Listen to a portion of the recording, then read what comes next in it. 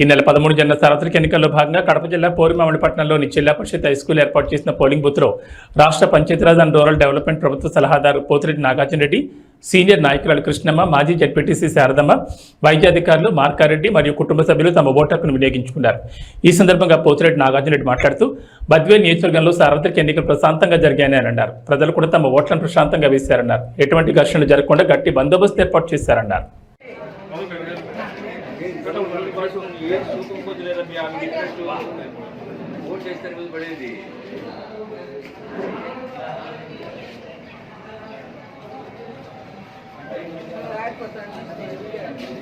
ये बात नहीं